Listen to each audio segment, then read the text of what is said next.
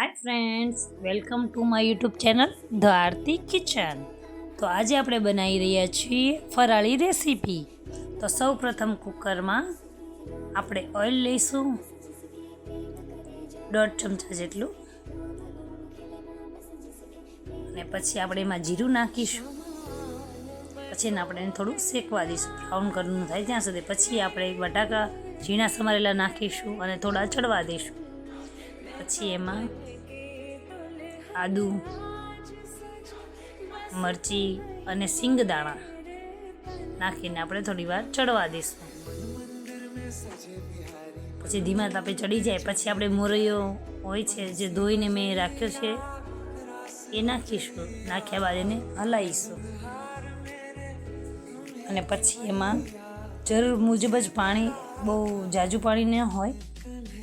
1 વાટકી મોરૈયો હોય તો 1.5 વાટકી આપણે પાણી લઈશું, એ પ્રમાણે હોય છે. પછી આપણે એમાં મરચું નાખીશું અને સ્વાદ પ્રમાણે સિંધાળું મીઠું નાખીશું. કેમ કે ફરાળી છે એટલે સિંધાળું મીઠું આપણે ખાવાનું હોય છે.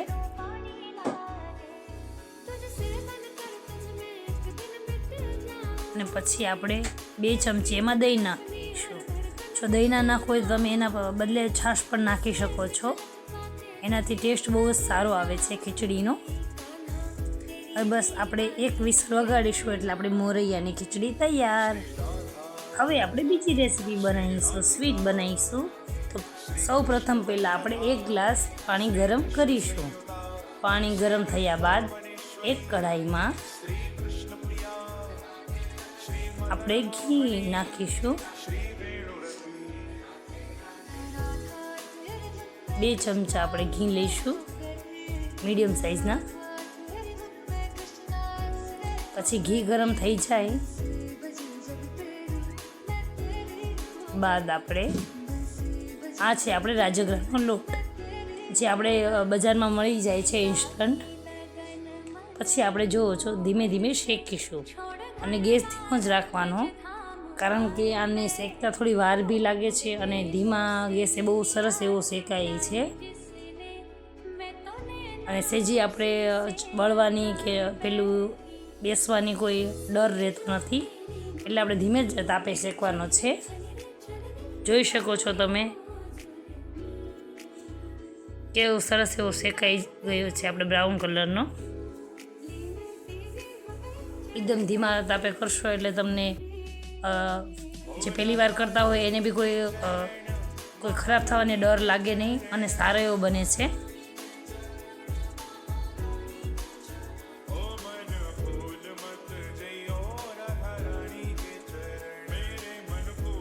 જો તમને આ વિડીયો ગમ્યો હોય તો લાઈક કરજો અને મારી ચેનલને સબસ્ક્રાઈબ કરજો અને તમારા મિત્રો સાથે આ રેસીપી શેર કરજો.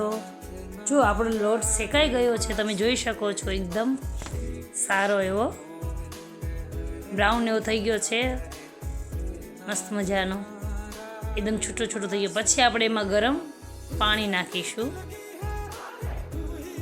મિત્રો તમે જોઈ શકો છો જેમ આપણે ગરમ પાણી નાખીએ છીએ તો એમ આપણો લોટ છૂટો પડતો જાય છે. અને પછી એમાં આપણે અડધી વાટકી ખાંડ નાખવાની છે. પછી આપણે 1 ચમચી એલચી પાવડર નાખવાનો છે. જોઈ શકો છો જો જેવું આપણી સ્વીટ બની ગઈ છે, જો એકદમ સરસ છૂટી પડી ગયો છે કઢાઈથી. અને પછી આપણે ડ્રાયફ્રૂટ છે તમને ભાવતા હોય નાખી શકો છો. જો આપણી રેસીપી તૈયાર છે. તો જો આજે અમારી ફરાળી રેસીપી તૈયાર છે. Thank you for watching.